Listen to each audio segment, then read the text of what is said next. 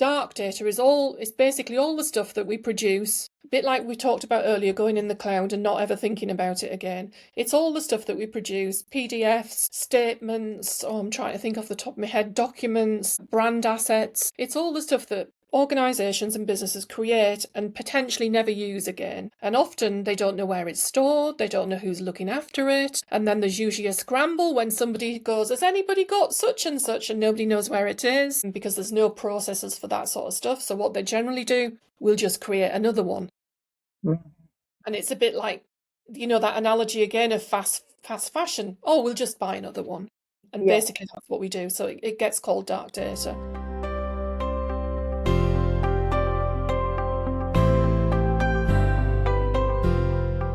Hi, welcome to Voices on the Edge of Change, episode 3. I'm absolutely delighted to welcome Sharon Sinclair-Williams today to be on this podcast with me. Interestingly, we have a lot of friends in common, but that's not how we met. Yet we met through LinkedIn, and I always love a good connection on LinkedIn, but I was really struck by the fact that Sharon is someone who is credited with the first accredited carbon literacy course for digital for the tech industry. She has co-founded the Digital Gene support with greener websites and WordPress Rescue, and delivered something I've not done yet, a TEDx talk on how women can grow bolder and older. And with us all working so much longer now, we need to be embracing a lot more on the over 50s. I'd also just say, if you've listened to my podcast before, you'll know I'm very keen on this subject, having interviewed the woman of the day on 55 Redefined, Lindsay Simpson. So if you haven't heard that podcast, please do listen back. That's in series 1. But Sharon, through her writing, speaking, and her best before end date communities, she's championing women to step into visibility, voice, and courage of every stage of life. She's also training an emotional freedom of technique practitioners.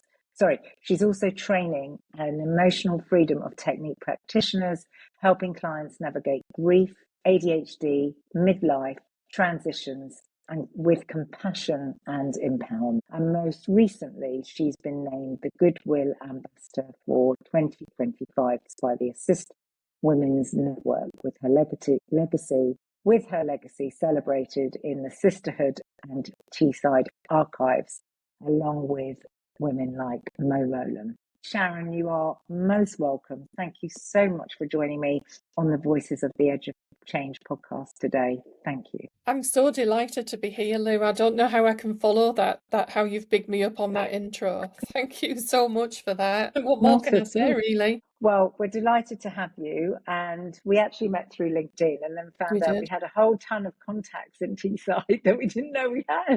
I mean, what's the likelihood of that? You just think, gosh, everybody is so connected these days, aren't they? But you actually don't think that when you start chatting to somebody that they're going to say, do you happen to know so-and-so? Yes, she's a very good friend of mine, and yes, I know her too. And it just went on like that, didn't it? It did, and I guess that's what I'm really loving about this stage of my life, actually, and what these podcasts are bringing me is that the fact that by growing my LinkedIn and by putting these podcasts onto LinkedIn, I'm just getting so many fantastic connections. And actually, ironically, even though we are only separated by one person, we didn't know each other, we didn't meet that way. And we have been able to connect this way, but also through the other routes. And quite funnily, I've had 2 phone calls since last Friday going, how do you know Sharon? Wow, it's such a small world. And when we did connect on LinkedIn and you sent me that lovely message, and I thought that was such a great way to use LinkedIn.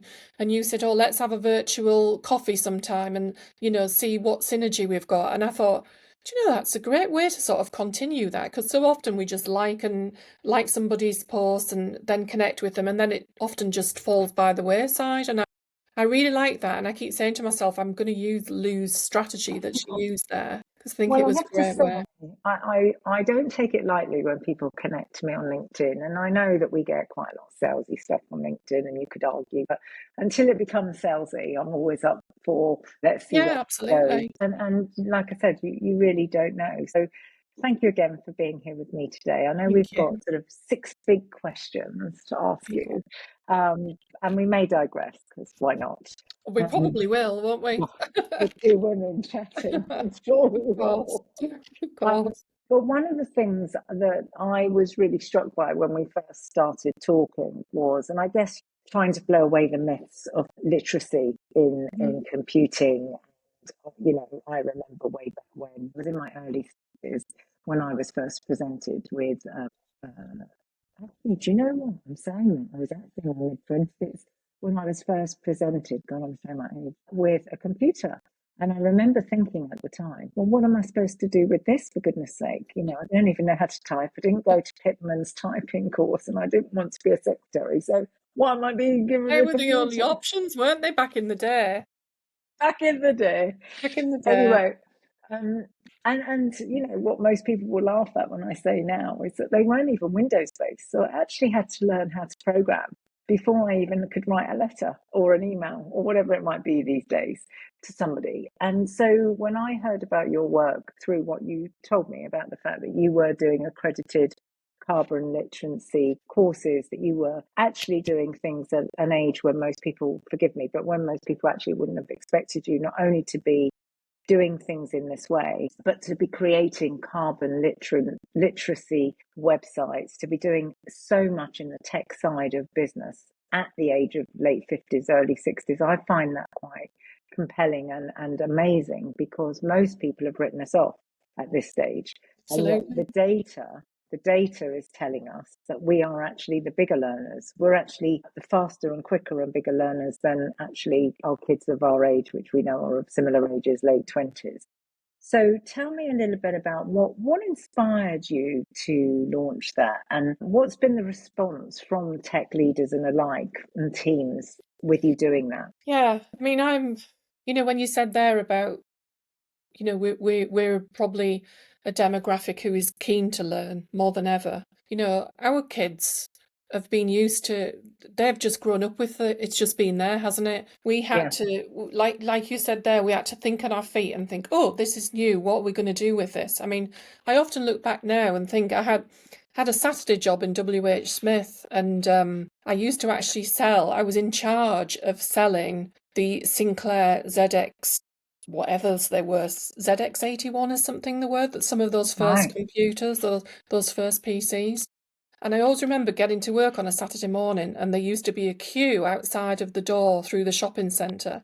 And I had a little book where I had everybody's names and addresses and phone numbers. And when they used to come in, I used to allot them to people that were on the list. And I often look back and think, wow, that was even before I started my career. There was that link to, the internet and everything that was going to come, and just that stampede for everybody wanting to learn more about these new machines. So I found that fascinating all the way through my life, really. But I didn't sort of set off as, that didn't really do the thing for me where I thought, oh, I must have a career in this. It never happened like that. But coming back to starting on the carbon literacy accreditation, I read a book a few years ago called Worldwide Waste, and it really opened my eyes to the work that I've been doing every day for almost the last 20 years, working on the Mm, internet, building websites, running social media, all the different aspects of everything that we do online every day. I've worked in so many different ways across those verticals. And I just thought, wow, nobody's talking about this. Nobody's talking about the fact that digital is dirty, and that yeah. it's as bad for the environment as, flying in the planes that we all get told about we must not do too much of, even though the tech bros are out there flying wherever, aren't they, in the private jets and whatever. It's always left to the little people. And I I just think thought, there's, sorry, Sharon, to yeah, interrupt, but I think there is a misconception that when things moved to the cloud, or mm, when we sort of were doing things more digitally, that we had a cleaner footprint. And I yeah, think that from the conversations I'm having and the podcast that I recorded, particularly episode 2 that's coming out just before you, and hopefully people would have listened to it before they come to this, but I actually sat down with 4 different people that are involved in AI, carbon literacy, the whole thing. But actually, because of data centers and because of all the things that we're trying to do with ChatGPT and all the other things that are going on in the world, actually our carbon footprint is actually in some cases more dangerous because we're having to build great big data centers to house cloud products. And I think that for Absolutely. most people, when you say cloud and you just buy more data for the cloud, you think, oh, well, that's good because I'm getting it off the ground, right? Yeah, it's not here anymore. Right, but actually our digital footprint or our environmental footprint in this case is really worrying. And I think the point you raise is really important. So I'm sorry I interrupted that, No, but I was absolutely. No, and it's great that we can. I think what I've found is that the minute that we start talking about these things, people get it. The light bulb switches on. It's like ping, and they sort of go, well, I do that, and I do that, and I do that. So how can I change this? And so, yeah, thinking about the internet, when I try and give an analogy of it, I'd say we're all used to seeing those great big smoking mounds of clothes piled up in the global south, aren't we? Because everything gets dumped there. We're so used to seeing that and saying, there's enough clothes now on the planet to last however many generations. I don't know what the exact thing is around fast fashion, and we're so used to seeing that, and the era of like Vinted and whatever, people now selling clothes that they don't no longer want to wear rather than discarding. But there's actually a mound in the cloud exactly like that. yes, yeah, and But I we think just it's don't about, know it. and I think that is the awareness. And like you say, the sustainable fashion. I think most people would argue that the biggest people going through a revolution right now is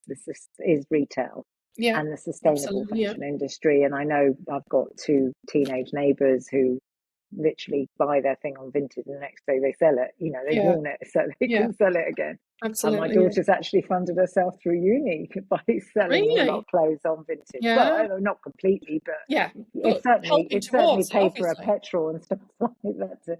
Yeah, so I think that sort of sense of we don't just throw things away, and that actually people are saying I'm not going to buy from certain brands anymore because actually they're not sustainable. I remember a friend of mine she's really big on YouTube, Middle Age Minx, massive on Oh, I've heard YouTube. of it. Yeah, I've heard of it. Right? She did it as an experiment, but actually she then got in to do a one-off thing with Lululemon. She nearly got taken away because she didn't actually realise Lululemon's sustainability situation at the time. Hmm. Hmm. I think it's since changed, to be fair to Lululemon, for anyone listening to this. But at the time when she did her bit with them, she got quite a lot of abuse, and she was really taken back by the level of abuse as an Instagrammer or as a YouTuber that she was getting. So I think people are. So the reason why I say that, why am I saying that? If you're listening to this podcast, I'm saying it because I think we have a much greater awareness, and what I'm hoping to do on this podcast with you is to offer an even greater awareness, perhaps in an area that people still don't quite get the importance of a carbon neutral footprint around digital print Yeah. and digital websites and all of that. So yeah, I think that's really important. So what's been the response then from, you started this and you've got going. How have you found people responding to you to do that? So one thing I wanted to say to you there when you touched on talking about Lululemon and brands in general, what we have to remember as well is that brands don't know all of this stuff either. No, nobody I'm does. working with brands right now, and like they want to know more about it because they're as in the dark as everybody else. They have been so used to doing what they do, and nobody has educated them. And what you find is that the minute that you do know this stuff, you generally want to do something about it. And there are some quick wins. There are things that individuals can do quite quickly. And then there are massive things that brands can do and organisations and businesses. So it really is a win-win, but it's one of those things, Lou, where you don't know what you don't know, basically. So it's an And I think, education piece. yeah, and I think it's one of the things we had Marsha on a trilogy on my first Hmm. set out, a series two.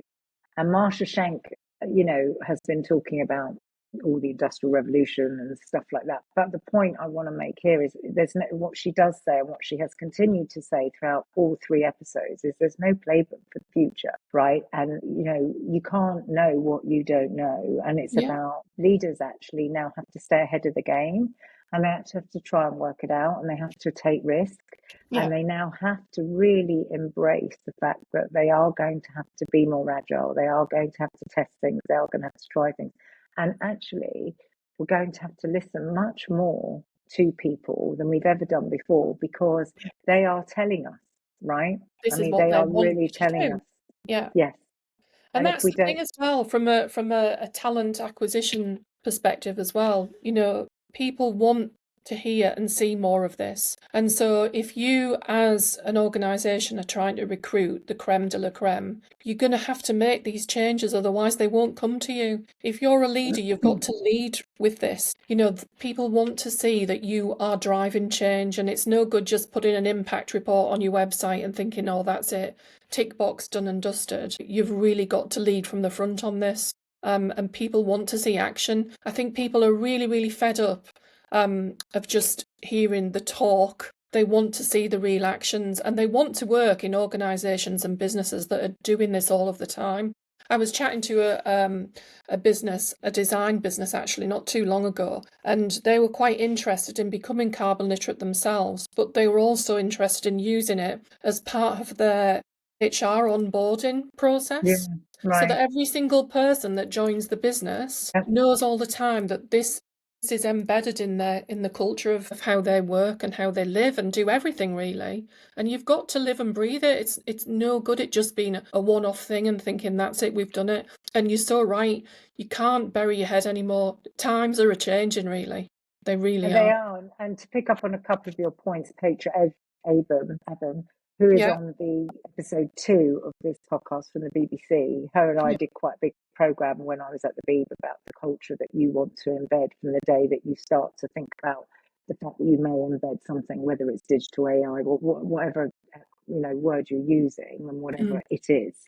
And I think that culture plays a really big part. And the other thing, again, reports I've read and other people I'm talking to from the HR industry right now will say, when I would have interviewed for somebody to come and join my team, the questions that they ask me are not the questions they're asking me now. And Mm. they do want to know what your sustainability policy is. If David Attenborough at the BBC is saying God knows what about the planet, and the BBC actually isn't living up to what David Attenborough is saying, which, Yeah. to be fair, in some cases was the case at the time. Not to say it is now, but certainly at the time, there were moments where we would sit there and think, but we're saying it on television, going out on national television, can we not stand by the programs that we're making if we're not net zero or if we're not carbon neutral or whatever it might be? So I think your point that leaders have to really step up now Yeah. and understand this and understand how to answer this at interview, and also potentially question those people coming in to support you to do that. And that's a whole different conversation than It we're used is. to having at an interview. Yeah. And it's like, when we had the onset of the World Wide Web, so many people buried their heads then and didn't understand it. And the amount of times over the last 20 years where I've heard business leaders and, entrepreneurs even young entrepreneurs going, I don't understand the internet, I don't do that. Now is not the time, with this advent of AI and how speedily it is progressing, now is not the time to be still saying phrases like that, words like that, sentences, because it is going to get you nowhere.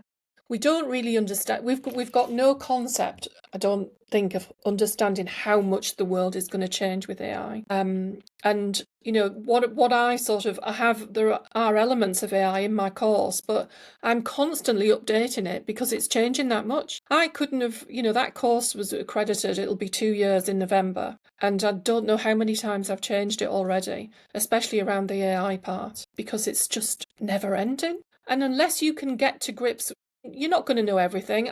I call myself, I'm a facilitator. I'm not a climate expert. I'm not an environmental expert. I'm just somebody who is really passionate and interested about trying to drive change in the sector that I work in. And if we all do the little bits, there's an interesting story, Lou. The guy, I'm terrible at names, but I think he's Dutch. Well, that's this point in life thing, isn't it? Yeah, don't go We'll there, that probably come one. on to that later. I think he's Dutch, and his first name is Danny. I do remember that. And he's responsible for writing the WordPress plugin that millions of people use every day. It's the plugin that you plug into a WordPress website that enables you to capture people's email addresses to use on MailChimp. MailChimp Okay. is a very well Yeah. recognised Yeah. newsletter piece of software, isn't it? And he tried to cut back on meat. He was trying to do less travelling by plane. He was cycling backwards and forwards to work wherever he could. And then he suddenly thought to himself, hang on, there is something I can do. And basically, he changed a tiny little bit of code in that plugin that meant that it made it more lightweight and it was using less energy across all of those millions of websites. And he realised then that by making that tiny change, which was probably as an experienced developer, it'll have took him, a couple of minutes, I don't know. But how much he changed just by doing that. And he then realised that, yes, significantly, if he was just doing that for himself, it's not a lot of change. But if we're all doing it together, it's like lots of things when we talk on the course, I talk at the end about, how difficult are these changes going to be to make? And I talked about, do you remember when the government brought in the plastic bag charges? And we all were like, we're never going to do that. And now look at us. And, millions of pounds have gone to charities and all sorts of things because we all have bags for life. Yeah. So, it's a swerve, something that we've got to do, but we can all do it, and collectively it drives change. We saved lives because we invented the seatbelt. And if you remember the case study of that, that was never going to catch on. No, I know. And now we wear them in the back of the cars as much as we do. Do you remember that advert? Clunk, click every trip. That stays in your brain, doesn't it? Some of those adverts. Well, those were really seismic changes for things, like you say. I mean, for me, that whole plastic bag thing, I was very, very fortunate to be taken by my husband to the Maldives, which is quite an extraordinary place to go. Mm-hmm. And I came out the sea one day with a ton of plastic bags, and all the coral was dead. And I had been very fortunate in my young 20s to travel, and I had lived in Australia and I had worked on the Great Barrier Reef, so I really knew what coral could look like. I really had an appreciation because I'd gone backpacking. And when I came out the Maldives Sea, I just remember coming out with just holding tons of, believe it, like Sainsbury's bags, Tesco's bags, can't imagine it, like in the Maldives. And I almost cried as I got to the end of the beach. And I said, I can't believe, I said, I almost need to video this, because you can't appreciate the damage, the fish being strangled by the plastic and all of that, if you never see seas like that. And I've said this before on my podcast, so really sorry to the listeners if they've heard this again. But I know you do have to listen to something 30 times before you hear it once. So I'm going to say it one more time. But I do remember Al Gore sending one of his minions over to the BBC once and sitting there as a leader. And we're going way back, I mean, in time now. We're in the time machine now, Lou. We've gone back in time. I'm in Doctor Who. We've gone back in time. But essentially, how many of you recycle? Well, I don't think any of us even understood the word at the time. And maybe 3 people in a room full of nearly 100 put their hand up. And he said, I'll tell you why you don't recycle. It's really simple. And the fact that I can recount this to you now, Sharon, just shows you how it's set in my brain that day. He said, because there's nothing in it for you. You can't see the benefit today for doing that in the future.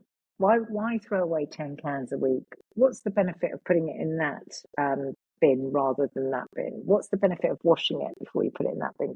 And he went on that vein. And then he said, but if I said to you, every time you put 10 baked bean cans or tomato cans, whatever it is, into the green bin or the brown bin or the blue bin or whatever, wherever you live, because it's always different, I'm going to give you an LED light bulb, and I'm going to reduce your energy costs by 10p every month. You'd sit there and you'd go, 10 tins, 10p, my energy is down, right? I'm saving money. Mm-hmm.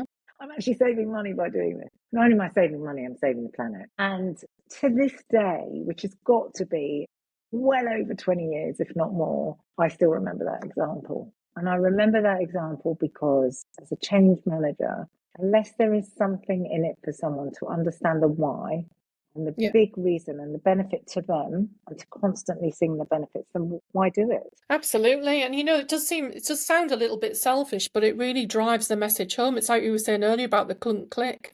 That advert that we remembered, it drives it home. And it's interesting when I deliver, well, most of the times I've delivered the course internally to businesses and organisations, but what I try and do, so the way that a carbon literacy course works is the very first few modules, the first couple of hours of it, have got to be the same science-backed knowledge as every other single carbon literacy course. So they're all the same like that. And then basically what you do is you plug the middle of it with your specific sector information. Depending on who I'm trying to deliver it with, I always tweak it and customize it further and create some sort of real life scenarios into it, so the people I'm delivering it to will do exactly what you said. One interesting case was I was delivering it to a group of people who were based in Scotland, and they had first-hand stories where they could remember, if it wasn't them, it was somebody in their family or their friends, where literally with some of the terrible gales that we've been having over the last few years, somebody's roof blew off. And they could relate to that because it's happened. If it wasn't them personally, they knew somebody who it had Yes, happened. And this is what, because when we see things thousands of miles away happening, yes. although we obviously have empathy, don't we? It's because we can't. There's not that same connect, is there? If it's happening to you or your friend or your neighbour, you've got to really see it like that, which then makes you sit up and think, right, what do we do about this? So that's the beauty of me being able to customise the course, basically, so that it has those real life examples. I mean, that's just so valid and so necessary. And I think you've really hit on a really exceptional point again, which I just want to bring out for the listeners, which is that it has to be relatable. Yeah. It just has to be. And if you're going to start doing things that are not relatable, you're just not going to build the engagement, you're not going to build the momentum and mobilize the workforce to make those changes either. Because like you say, what's the point? There's nothing in it for me. I don't understand it. And particularly if I don't understand it, or I'm scared, or I'm fearful. And I think that's the point I want to make, the fact, and forgive me, but because we are of that age, and I'm just going to say that again on this podcast, for us to be taking on a lot of these subject matters is really, really important, just shows the importance of it. And in fact, interestingly, my mother's 80 and she's still trying desperately and doing really well in understanding how to pay things on the apps and everything. Just sometimes something beats. And I know recently she just phoned up one of the supermarket providers, I won't say which one, and she just said, you can't keep changing this on me. It's beyond me now, and I want you to deliver my shopping because I can't walk anymore, but I need you to help me to understand this update.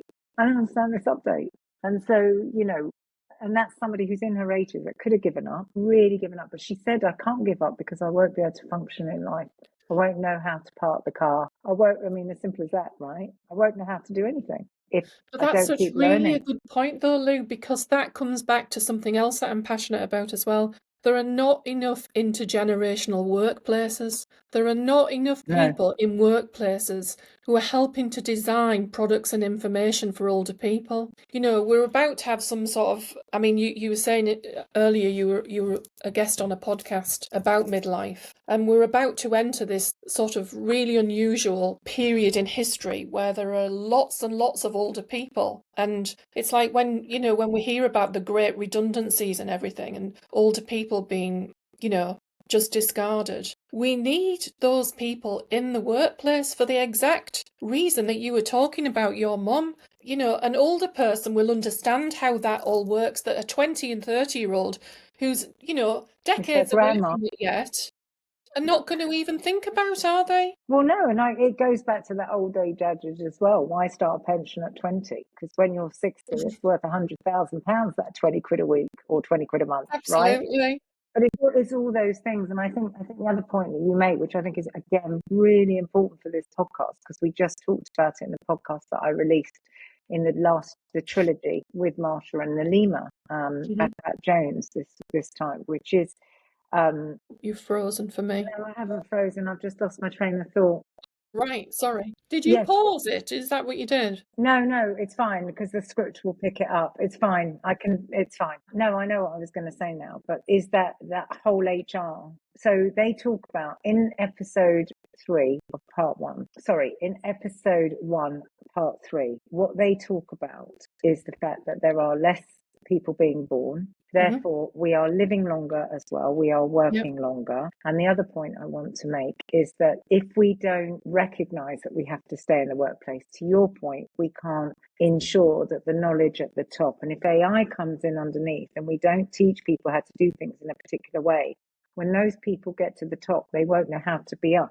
So this whole thing about working longer, and what Marsha said in the podcast as well, which I think is so relevant to this one, which is why I just want to make the hooks backwards and forwards to the podcast, is medicine is saving us. And whilst we won't share what we were talking about at the beginning of this podcast, we started with a medical conversation. Yeah, but we started with a medical conversation. The point is that medicine is saving us, and therefore we are living longer. Not only that, we expect to live longer. We want to live longer, and we want to be, I don't look like, and you don't look like what our grandparents look like at 50 or 60 and so on. So we're saving ourselves, but it's a headache because we're saving ourselves so well that we now don't know what to do with ourselves. As we were supposed to go off into the sunset by now, weren't we, Sharon? We were supposed to be weeding the garden, you know, pottering around. I wrote a blog post about this very topic not too long ago, a couple of weeks ago. It's like, yeah, we are living longer, but it's got to be a good life, hasn't it, as well? Like it's, you know, we've got to help people live longer, good lives. Yes. And medicine can help us do that, but so can work, and so can the quality of work. You know, we've had this conversation before about we still want to work, but differently. You know, we feel that we're at a stage now where we can choose different things. We can choose about our passions. And for me, that's what drives me forward every single day. And it may not be the same idea for somebody else, but it's all about choices and having a good, longer life. It's no good. And medicine absolutely is helping us do that. And the way that science is advancing forward. But it's got to be a good quality of life, hasn't it? Yeah, absolutely. You know, we've got a lot of knowledge, and it seems a shame to just discard that knowledge and not give it back. And I think that I've always said, I mean, I don't know whether I'll ever get taken seriously.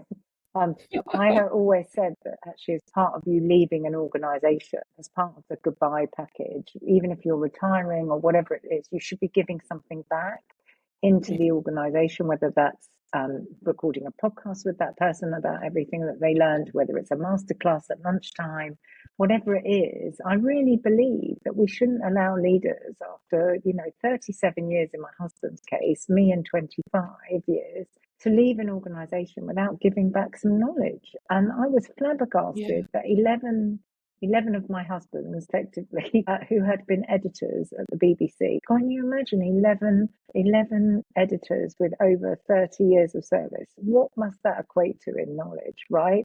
And over 300 years worth of service. And none of it was given back to the organisation. They were all gone within a week. It's lost forever then, isn't it? Yeah. It's just criminal. Yeah. So thank you for that. I think it's a really, really fantastic point about how the advances of science are, the fact that you're grasping them, which I really love, and the intergenerational workplaces and what you're doing to inspire everyone really to understand. Let's move on a bit, because your work doesn't just span the digital side of things. It also spans the digital wellbeing, the carbon literacy, midlife storytelling, which we've touched on a little bit here, but also EFT and more. How have those different threads in your life therefore come together? How did you, was it that it was because of that they all came together, or did they just come together because they came together? I feel as if they came about naturally in a way. It sounds like a bit of a patchwork. You know, digital well-being, emotional intelligence, environmental stuff. But it is all connected to a deeper thread, really. It's because I'm really interested, I guess, in culture and people. You know, it's always fascinated me, and fascinates me even more the older I get, actually. Because I think you get to a place, don't you, where you think, oh, how does all this actually work then, really? And so in the digital space, I was seeing a lot of disconnection, a lot of burnout. So, for instance, if we go back to the carbon literacy course, and it's built through a series of modules, and there's two particular modules that everybody that I've delivered it to so far have really found fascinating and they've latched on about. One is around something called dark data. I don't know whether you know much about that. Dark data is basically all the stuff that we produce, a bit like we talked about earlier, going in the cloud and not ever thinking about it again. It's all the stuff that we produce, PDFs, statements, I'm trying to think off the top of my head, documents, brand assets. It's all the stuff that organisations and businesses create and potentially never use again. And often they don't know where it's stored, they don't know who's looking after it, and then there's usually a scramble when somebody goes, has anybody got such and such, and nobody knows where it is, because there's no processes for that sort of stuff. So what they generally do, we'll just create another one. And it's a bit like, that analogy again of fast fashion. Oh, we'll just buy another one. And basically that's what we do. So it gets called dark data. So Is there any other name from it? Just because when I mentioned this to someone the other day about you coming on, and I mentioned this word, and they said, that's like talking about the dark web. And I said, well, no, we're not it's talking not about that. I just want to, just for anyone listening, this is not about the dark web. It is not the dark web. No, it's definitely not that. It's literally just data that's, if you think it's been stored in the back of a closet somewhere and everybody's forgotten where they've put it. And it's like that. And it's like, oh, where did we put that? Oh, we need another one. And so we just keep replicating them. And a couple of examples of that was actually one creative agency. They went back and realised just how many things they were duplicating in their various softwares that they were using, like Canva. And literally they weren't talking to each other. They were just creating more and more of these things. And obviously clogging up the whole process of everything that they do as an agency. And then there was another law firm that I delivered to, and they basically went back and redesigned all of their processes internally because they realised just how many documents they were replicating over and over again. So it has a cost implication as well. Bottom line is the production of these, the time that, somebody is taking to produce them again when it's not necessary. And obviously the cost to the environment in the cloud, as we were talking about earlier, the storage and the energy costs. So that was another one. And then the other module that people really, where the light bulb went on again, was around well-being. And I talk about tech stress and doom scrolling and all of that stuff that's really that disconnect that we talk about. And we talk about it a lot with younger people and how it sort of disassociates you from real life and sort of real connections and that human touch that we seem to be more and more forgetting about all the time. I have to say, it's one of my biggest bugbears of all time at the moment. This, I grew up climbing trees with three brothers and being told not to come home until it was dark. Same. I didn't have the three brothers, I had one, but the same otherwise. I took my bike out for the day, and I don't know where the day went, but it just went somewhere. Yeah, And went home when you were hungry. Yeah, and I think the dangers were probably still there as they are today. We're just more heightened because we know more. But I have this constant conversation with one of my daughters, my only daughter. I have this constant conversation where she says, I'm behind, Mum. I said, behind what? Well, I'm behind. I'm not where I should be. And I said, well, where do you think you should be? Well, all my friends, one's doing this, one's doing that. And I said, well, I don't think you're really behind. You're just doing your own thing, and you'll get there when you get there. And I got there when I got there. And some people got there before me. I said, but it wasn't a race. But I think, and although we probably both had that growing up, like somebody had got married at the age of 20 and had 2 kids, and somebody got married at the age of 30 and had 3 kids. But that sense of, because it's FOMO now, and even, I'm sure you and I were not invited to parties at some point in our life, but we didn't know because we didn't watch it play out, right? And, I'm not going to lie, very sadly today, I've heard of somebody I know's daughter has unfortunately lost her life and chosen to take her life. And the reason why I say that is because I just think it's a really hard conversation to have right now. And I think we have to really pay attention to what you're doing, really, in teaching people about the dangers of the social side of things and this FOMO, or as some people put it the other day, because of the bots, FOBO. But and we talk about, I know in your introduction, about ADHD, neurodiversity, midlife, all of that has an enormous cost to well-being. Burnout, you've mentioned burnout. I work with 2 lovely ladies called the company's called Trust Your Creative. I'm actually on their advisory board, and we've been talking a lot about how do you do you stop imposter syndrome and then burnout getting in the way of your life? And that's a whole other podcast. We're not getting into that for this, but that sense of feeling your self-worth. And I think when we get into all these things that you're talking about and the neurodiversity conversations, which I will be having and coming on this podcast, it's a toughie, isn't it? It's a real toughie. It is. And you know something? People are just so overwhelmed because there's that sense of always being on. People talk about this a lot. So what I did, Lou, with so the carbon literacy is 8 hours of an individual's time to be able to become certified and become carbon literate. And what I decided to do, because the learners that I delivered it to so far at the beginning of this year, I decided to pull those out, those 2 particular topics, those 2 modules, as standalone workshops. And I deliver those like 2.5 hours, 3 hours maximum. And again, just podcast, could you just name those 2 modules? Yeah, so one was around dark data and the other one was Right. around digital well-being. So I created those as standalone workshops, which I've just in the last couple of months started to deliver. And I've been amazed by how much, here's an example for you. When we talk about leaders leading from the front, so cultures in workplaces has come out, especially when I was delivering the digital well-being, and the leader that I'm particularly thinking about, the business leader, she is phenomenal, the way that she leads her business. But basically what was coming out, they were telling me about other places that they'd worked and the reason why they were staying and hanging around in this particular business. And the sorts of things that were coming out. And this was a younger group of folk. Generally, these team leaders, these managers were generally, in their 20s and 30s. And this sense of always being on, because they'd worked in places before where they were getting emails at all sorts of times of the night. And obviously, if that's your boss, how do you feel as a young person thinking you want to do well, you want to make a good impression, maybe you've not been there long, you're still in that 3-month or 6-month period. You see that email coming in at 10:30 at night, what do you think you should do? And so that feeling of always being on is really oppressive and it's really holding people back. But what it also does, in a weird sort of way, it makes them do it even more. It's like, not only do they say this, they acknowledge that this isn't a good and healthy way to be, but it becomes habit forming. They can't break away from it. And I think this is what's happening more and more, isn't it?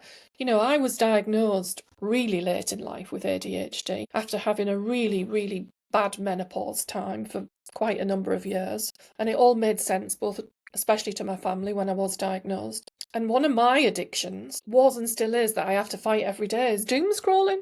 I love a bit of doom scrolling, but I'm trying to. There are much more interesting things in life than sat on my phone looking at that. So I totally get where people are coming from when there was something, I read an article where there has been a study where it is a real addiction, and the NHS apparently are thinking about how they have to set up addiction centres now in the future for this, because it's a pandemic. It's getting that bad.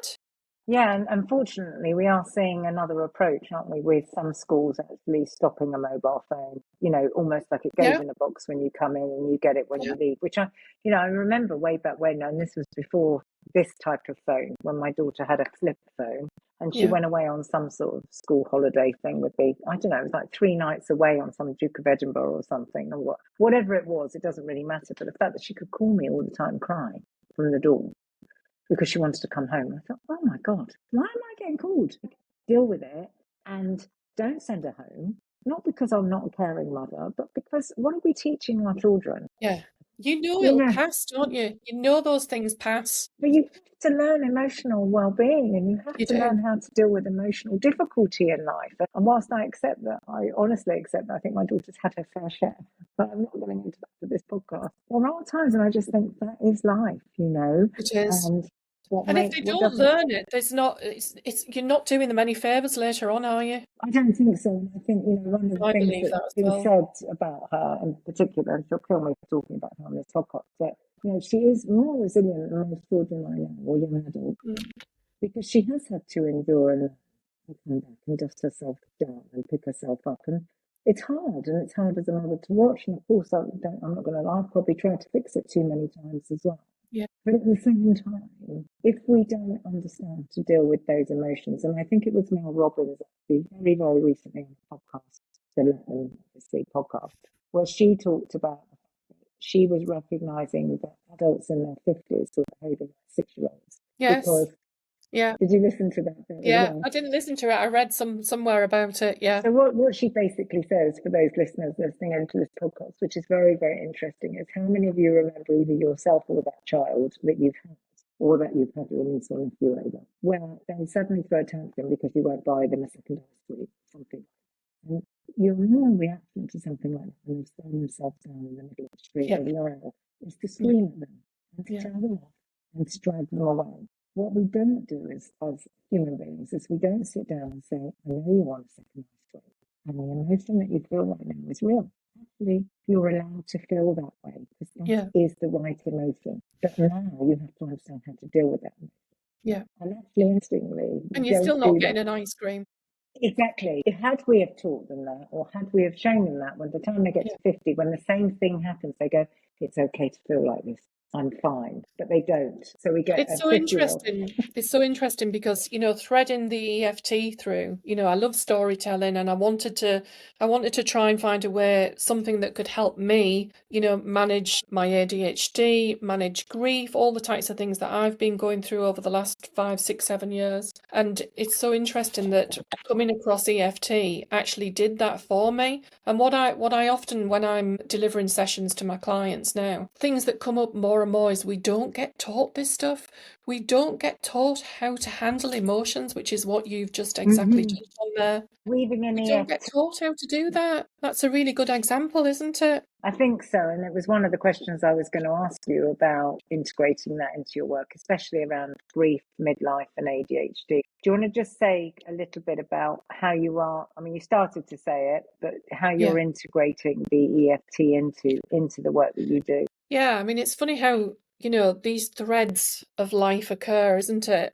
So basically, when I was diagnosed with ADHD age 60, which is a very late diagnosis, although I do know people are getting, and interestingly, I do my GP and the clinic that she got me, who helped me with this, they said that they think there's going to be a tidal wave over the next 10 years of midlife women being diagnosed because it's just been so badly neglected that we've just been shooed away with all of the symptoms that we've probably presented to at the doctors over years. And, it's just this or it's just that, or take some antidepressants, that'll sort you out. But anyway, I digress over that. So yeah, I got diagnosed and made a lot of sense to me and made a lot of sense to my family. And I wanted to try and find, and it was a bit of a car crash at the time, my diagnosis, because although it did make sense and it did sort of like, I did go through a period of grief over that for a time as well, but I was actually going through an even bigger grief period because my only brother, I'm not sure if I told you this before, my only brother had taken his own life around the same time, a couple of months before. And yeah, so I was, I was dealing with all this. Myself and my mum had gone for specific suicide counselling, which was great with a local charity. But I was just looking for something more, and I just fell down one of those rabbit holes like you do on YouTube, and came across EFT.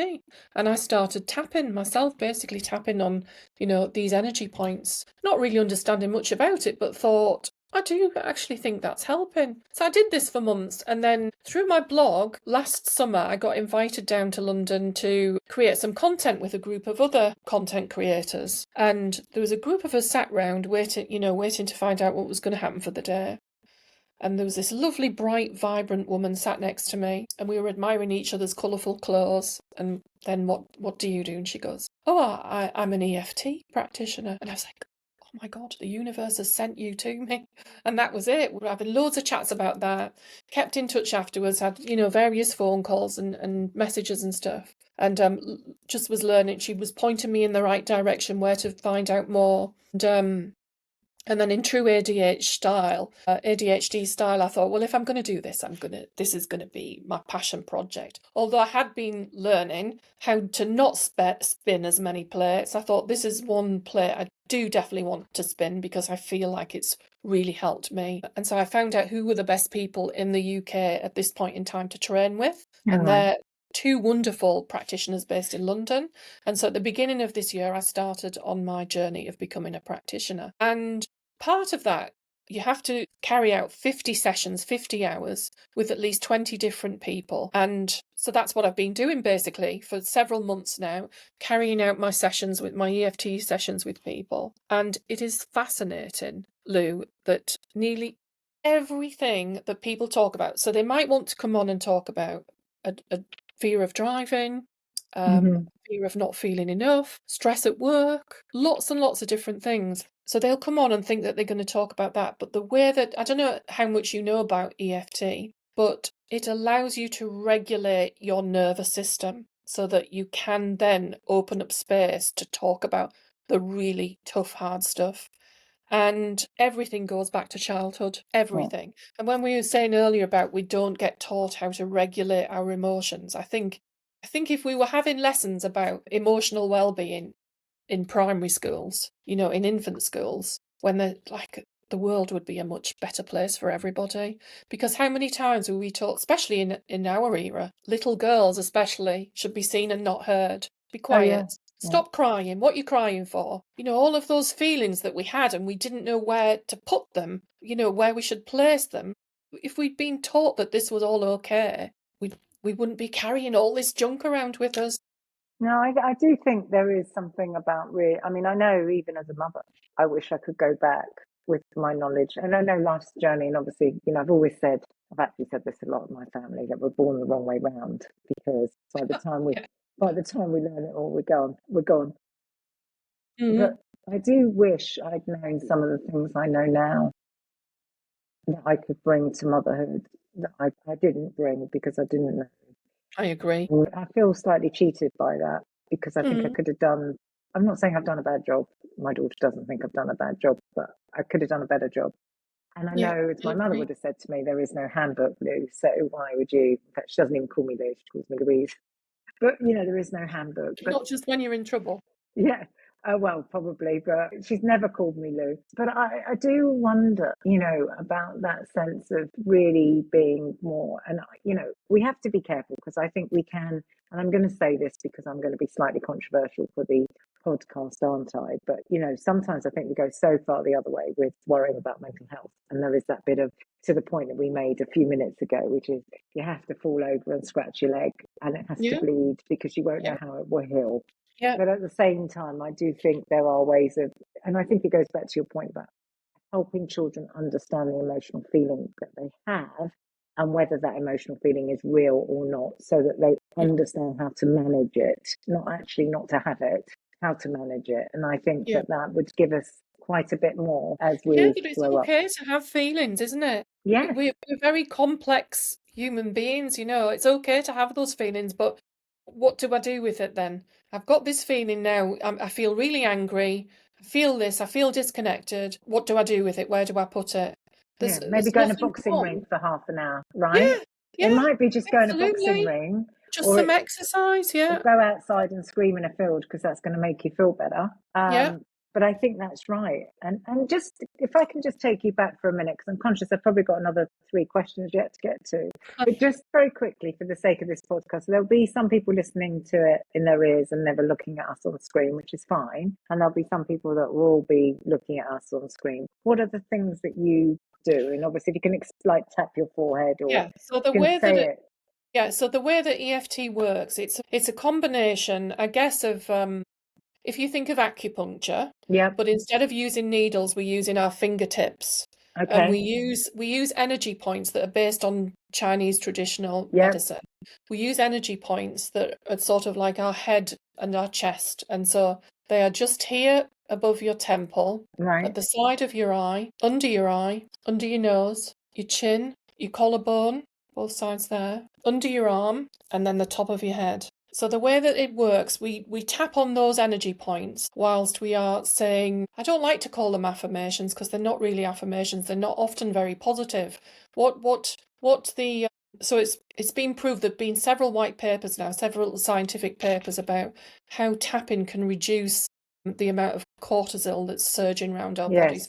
Now, cortisol is good, we need it, but Hmm. unfortunately, we all live in stress mode in the life that we're leading at the minute. So we're often producing too much of it. And we hear, don't we, that stress is a killer because it Yeah, triggers so many other things. yeah, So just the tapping alone has been proved that it calms us right down. And when we're in so there's a part of our brain called the amygdala, and yes, that helps us with the level of cortisols and reducing those stress levels. And it also works a little bit, I class it as like our internal smoke alarm. So our right. brain doesn't know the difference in real threats and perceived threats. So what we've got to do by calming our emotional system down, we can then give space to talk about the tough stuff. So it's a bit of a combination of traditional Chinese medicine using our fingertips instead of needles on the pressure points and talking therapies.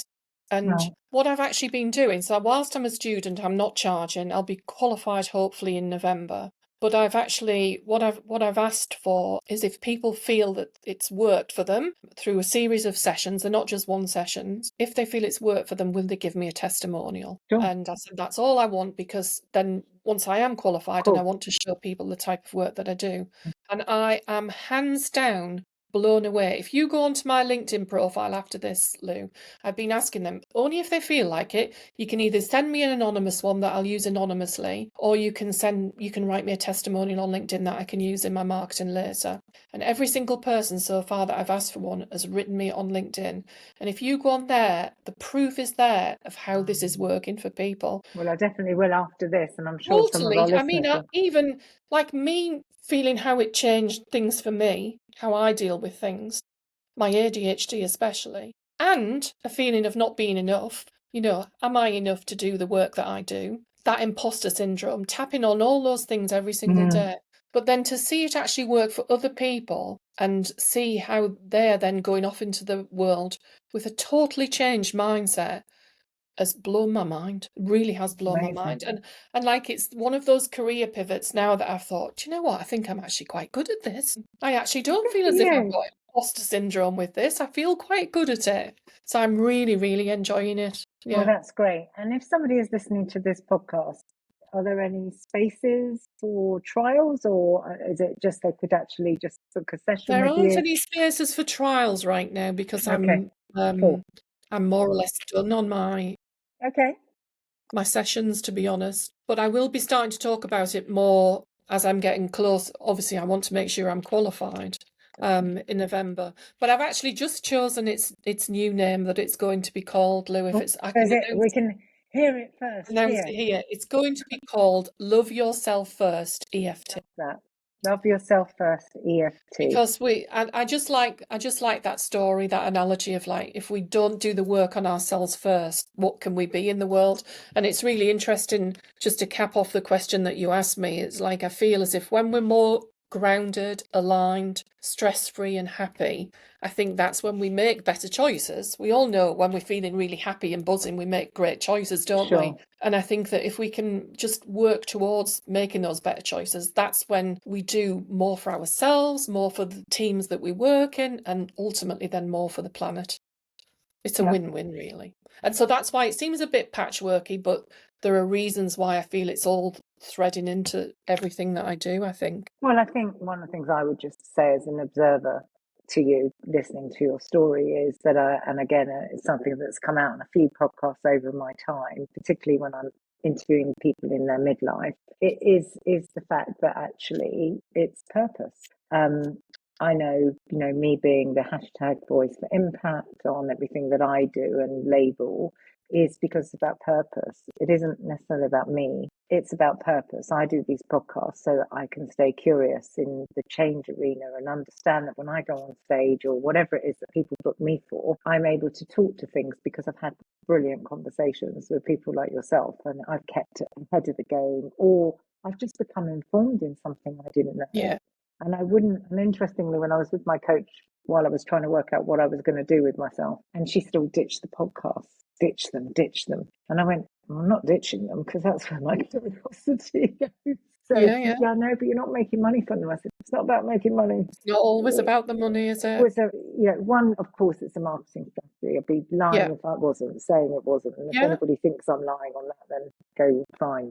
No, that It makes was, absolute sense. but of course, it was about seeing all the different ways that people are making a difference around change in the world, which you are. And we've talked only for an hour, but you've already told me how you're making a difference with carbon literacy for people to get to understand their footprint with digital industries. You've talked about ADHD, you've talked about EFT. And I've learned again about, and actually I've done quite a lot of work. I did a post about this recently because I should have met Dame Stephanie Stevens, who's just died, unfortunately.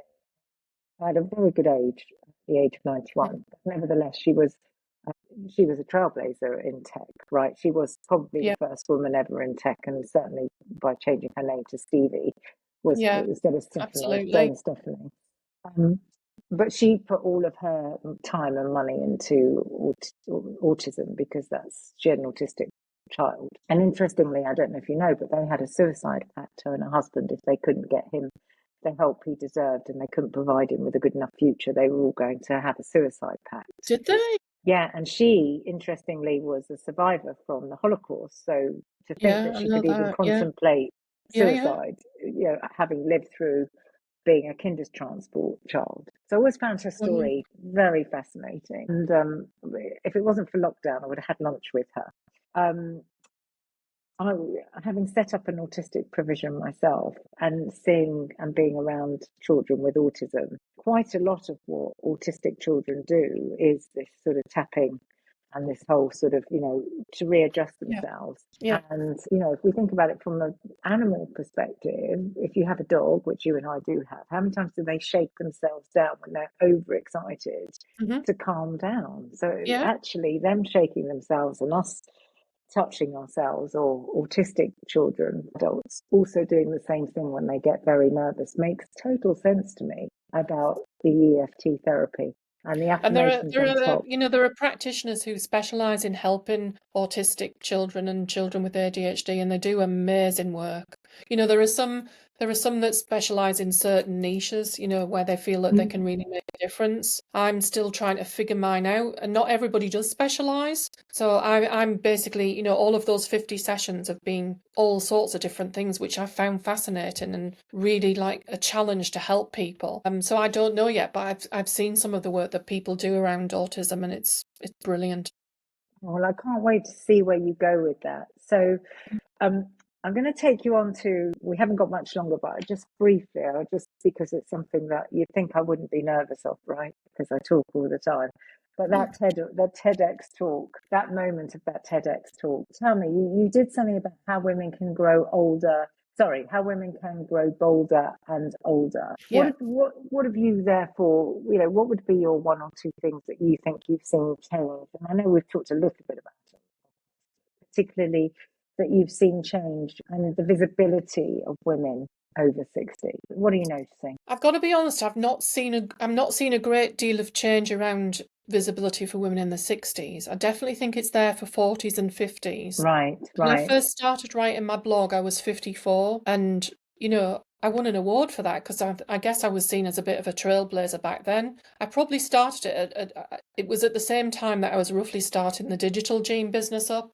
So the blog took a bit of a sidestep. I wished I'd been able to spend more time on it, but unfortunately, I wanted to build the business. Um, but so yeah, throughout that time in my 50s, I did start to see changes, and now being that woman now in my 60s, and I'm 62 now, I'm not seeing it. I'm not seeing it at all. I think it's an absolutely dire time for women. And, I think, well, I still want to try and trailblaze, storytelling and community and trying to raise that visibility for 60 plus women because, if I'm lucky enough before long, I'll be in my Yeah. 70s, and then what's it going to look like? And, we're talking about, and I think everything that I try to do, I'm trying all the time to think about the younger generation because we touched on earlier, the advance of science and medicine. Kids generally born around now are really going to live till they're 100. Yeah. And when we talk about the workplace, as I say, we touched on earlier, and what's all this going to look like for a woman, especially? And you want to try and create a path so that other women can see those things. I remember talking at a local International Women's Day a couple of years ago, and this young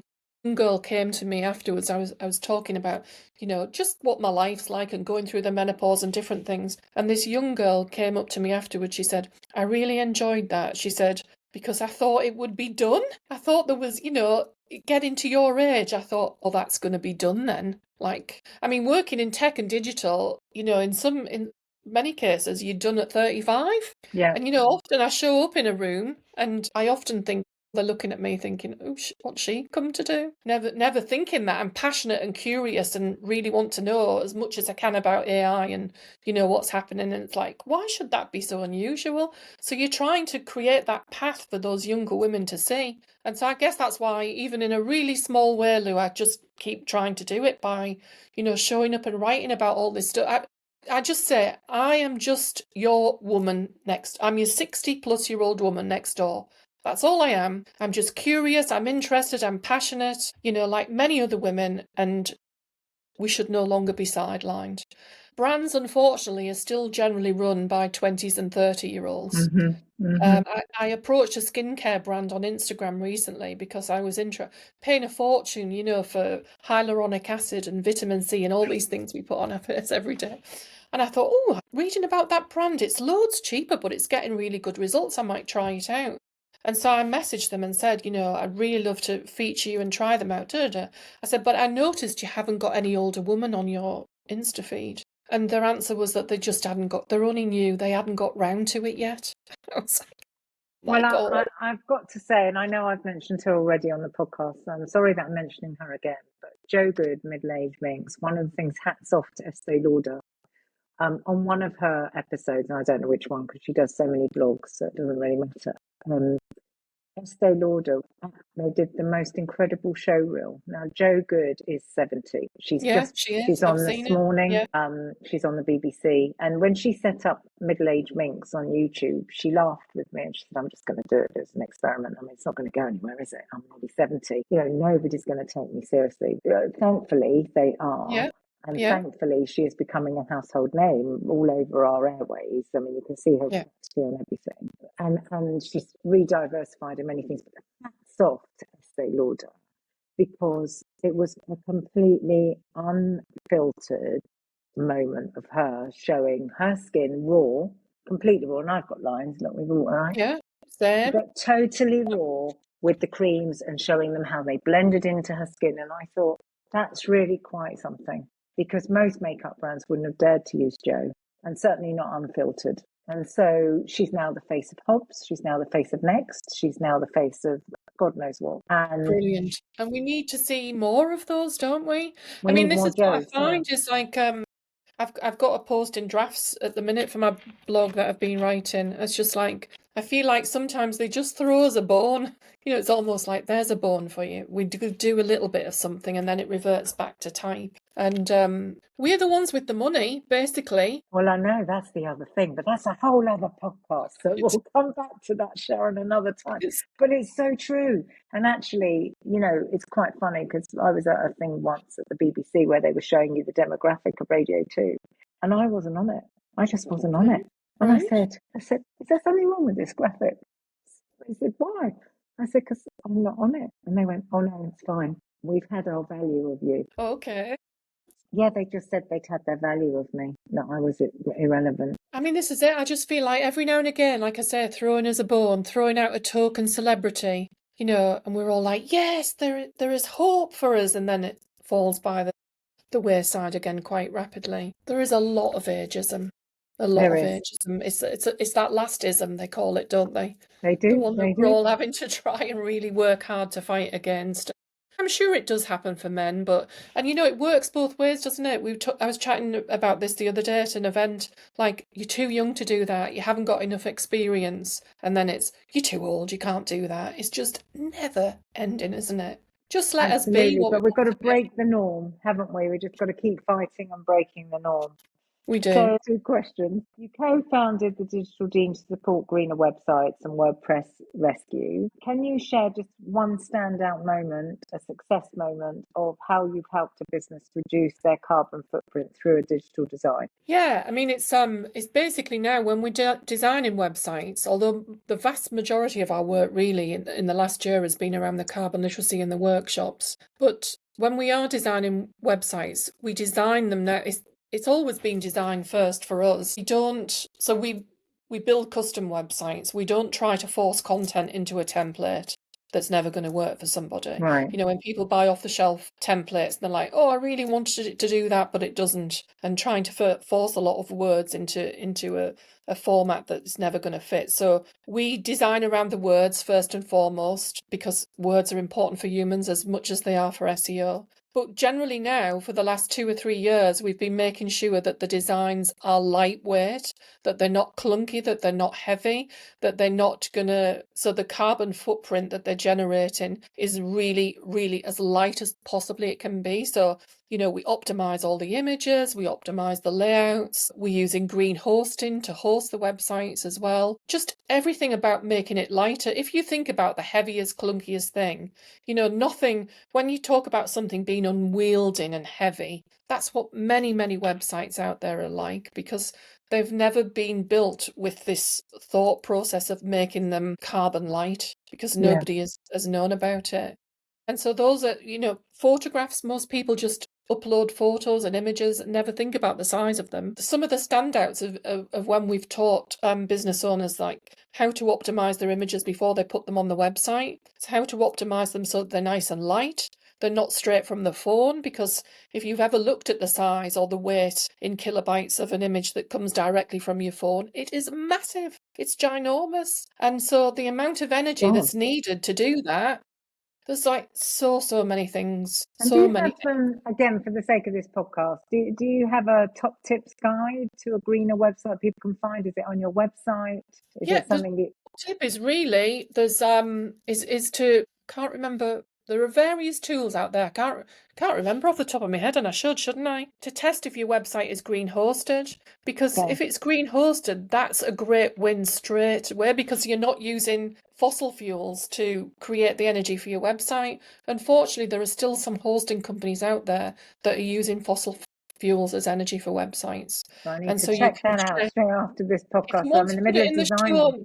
Well, yeah, maybe you want to put it in the show notes, Lou. Yeah, yeah. I can find you a link for that so that anybody who's listening and watching can test their own website and can find out straight away if it's green hosted. I think that would be brilliant, because I'm sure there's most people worry about whether they've got the right SEO, Yeah. but they don't actually think about the green. And actually, you know, hands up, I'm going to say it right here and now. I'm working with somebody on designing my brand new website for September. And I've just given him the hosting company that I went to because somebody said they were the best one, but I never even thought to even think about that. So, you know, Well, I'm going to take that one away I can with me. help point you in the right direction for that, no Right, problem. that's wonderful. Okay, so on to the last question. And your best before end date blog and community celebrates the 60 plus women. What are the topics that are most resonating right now? What do you hope the next chapter community will look like? Yeah, it's really interesting that you asked me this. Whenever I publish a blog post, it's always the ones around things like careers and being done, and career pivots, and what does the future look like if you still want to work? What can it be? You know, I'm a bit of a weirdo, I always think, in that I'm not frightened of change. I was having a conversation last week with somebody and they said they weren't frightened of change. And I was like, that is so good to hear, because most people are really frightened of change. And I Mm-hmm. guess people wonder what this part of their life is going to look like. The message really here is that it can be anything that you want it to be. You know, you don't lose any control over your life as you age. I mean, if you've not had a great deal of control over your life, I guess it could continue the same, but you can make choices and decisions for what your life's going to look like in midlife and later life. I often wonder as well, you know, when we're saying this is midlife, I'm like, it's not midlife, is it? It's Not later life, anymore. surely. Well, I'm not even sure it's later life. I mean, I think to be honest, that's a challenge we probably need to consider, because, you know, I could still only be halfway through my life, and yet most people would think I'm almost at the end of my life because I'm almost Absolutely. nearly 60. So, when my grandparents were nearly 60, they were really, well, they had the set hairdos. They didn't really go anywhere. They're lucky if they went to the cinema. They're lucky if they went to the cinema or the casino. My grandparents just didn't really do very much after 60.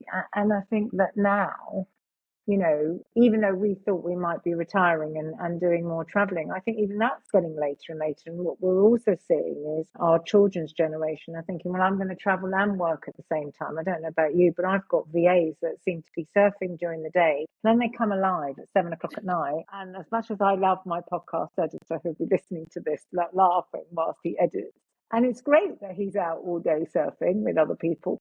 At 7 o'clock at night, I'm not really in the mood to sit down and do all the work that he wants to do, because he's now fired up to do Yeah, 5 or now he's 6 hours ready. work. Like And ready, and he's like, Lou, where are you? where are you? Why are you answering Yeah, your text? yeah, And I say that with kindness, because I think yeah, that moment of, I don't have to wait now to do the things I want to do. I don't have to wait till I'm 60 to go to Thailand for the first time. yeah, yeah, And so I do think all of that is changing hugely right now for all of us. And that sense of we have to work longer, therefore we have to think differently. So I'm not sure we are in our later life. I know biologically there is a yeah. feeling that we It's are like in our wondering later what life. to call it, isn't it? I wrote a blog post about that as well last year, saying What do we I think call it it? was when I was 60. What are we calling it now? Because is it midlife? It's a weird sort of place to sit. But what's interesting?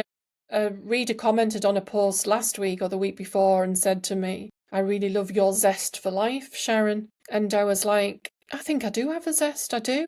I do. I think I've probably always had it, but there's something about this stage in life where if you've got it or you want to discover it, it's a time for it to come out more. And when you said then about working and traveling and all that stuff, and it's like, yeah, I still want to work, but I want to travel. So if I can travel and I'm working at the same time, that's like a win-win for me. It's all of those things. And I think as well, you do get a sense that time is really speeding up even more.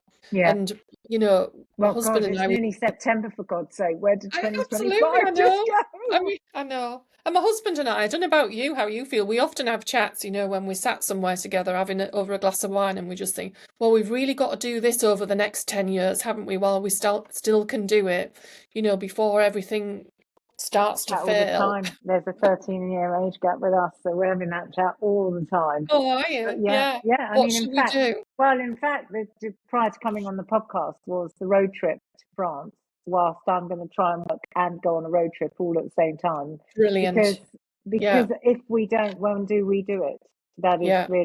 That is really the thing, right? When are we I going? love that. The thought of being on a road trip and then logging onto your laptop and doing a podcast. I just think that's a perfect combination. Well, I'll let you know how it goes. Watch Yeah. out, everyone. We're going to see if the Yeah. next podcast comes We're live going to from keep you France. to that. Sharon, what can I say except it's been an absolute, nearly total joy.